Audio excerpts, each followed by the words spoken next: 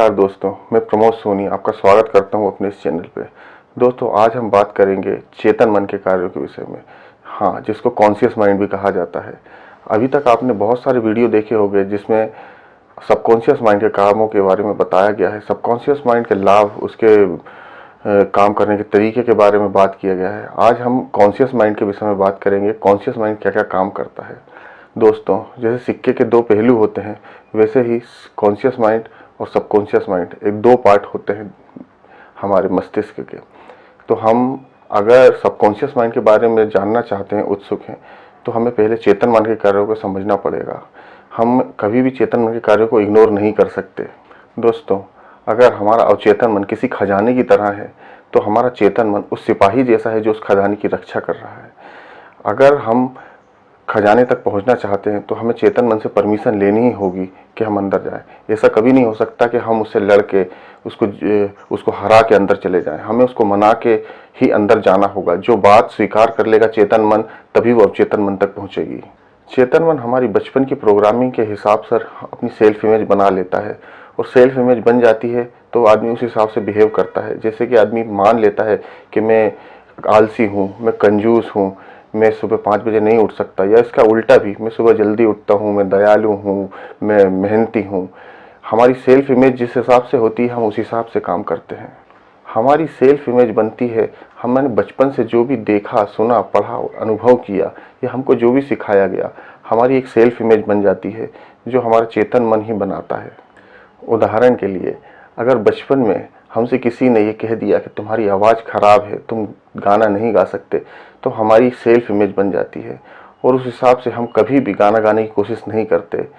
आप गाना तब तक नहीं गा सकते जब तक आप अपने चेतन मन से बगावत न कर दें, अपनी सेल्फ इमेज बदलने के लिए नए सजेशन न दे दें। आपको ये सब करना होगा, तभी आप फिर से गाना गाने लायक नई सेल्फ इमेज बना सकते हैं। हमें अपनी सेल्फ इमेज बदलने के लिए नए सजेशन चेतन मन को देने होते हैं, तभी वो नए सिग्नल अवचेतन तक पहुंचाता है जो उसको सही लगता है, और तब हमारी सेल्फ इमेज बदलती है। हमारे अवचेतन मन में समाई हुई बातों को बदलना इतना आसान नहीं होता है। तभी तो जो आदतें पुरानी होती हैं उन्हें कई लोग बदलने की कोशिश ही नहीं करते, और बहुत मुश्किल काम होता है। हमारी सेल्फ इमेज बनाने में हमारे पेरेंट्स और बचपन के उन अनुभवों का बड़ा हाथ होता है जिन्होंने हमारे साथ कुछ बड़ी घटनाएं होती हैं। तब वो हमारे दिमाग में छाप बन जाती है और हम उसे जीवन भर साथ लेके चलते हैं। हालांकि माता पिता, हमारे पेरेंट्स कभी भी हमारा बुरा नहीं चाहते, लेकिन जाने अनजाने गुस्से में या भावनाओं में बह के कुछ ऐसी बातें कह जाते हैं जो हमारे अवचेतन मन पे बुरा असर छोड़ जाती हैं, और जीवन भर उसकी छाप हमारे हर कार्य में नज़र आती है। इसीलिए दोस्तों, दूसरों को अपने लिए सोचने की अनुमति ना दें। चेतन मन का जो सबसे बड़ा काम है, वो करने में सबसे बड़ी बाधा हम खुद होते हैं। वो काम ये है कि अपने हाथ का काम का जो हम प्रेजेंट में कर रहे हैं, उसे पूरी फोकस और लगन से करना। हमारा चेतन मन पूरी ईमानदारी से हमारी रक्षा के लिए तत्पर होता है और लगातार हमारे लिए काम कर रहा होता है। इसे इस एग्जाम्पल से समझते हैं कि मान लीजिए, कल्पना कीजिए कि एक शराबी है जिसने अधिक शराब पीने की वजह से अपने होश गंवा चुका है। अब वो खुद गाड़ी चलाने लायक नहीं रहा, उसको होश नहीं है, लेकिन फिर भी जब वो अगले दिन सुबह उठता है तो अपने बिस्तर पर अपने घर में होता है। वो सोचता है कि उसे कोई दोस्त छोड़ गया होगा, पर अगले दिन दोस्त उसे बताते हैं कि नहीं, तुम अकेले ही आए हो।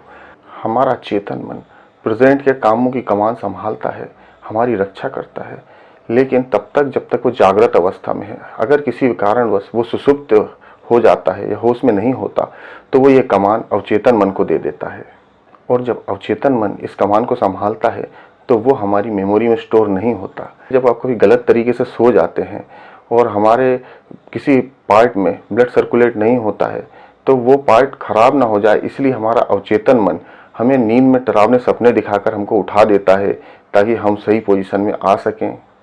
अगर हम अपने अवचेतन मन को एक शिप मान लें, तो उस शिप का कप्तान जो है वो चेतन मन ही है। दोस्तों, अगर आप अपनी आत्म छवि में कुछ गलत चीज़ें देखते हैं, तो आप देखिए कि ये आपकी खुद की बनाई हुई है या आपके ऊपर थोपी गई है।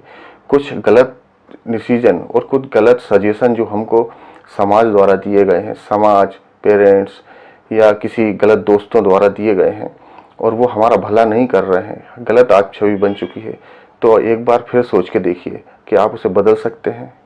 तो देखा आपने दोस्तों, ये दोनों एक दूसरे से किस तरह से जुड़े हुए हैं।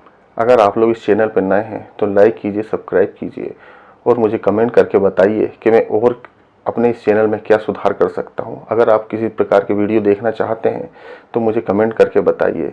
मैं आपसे फिर अगले वीडियो में मिलता हूँ। नमस्कार।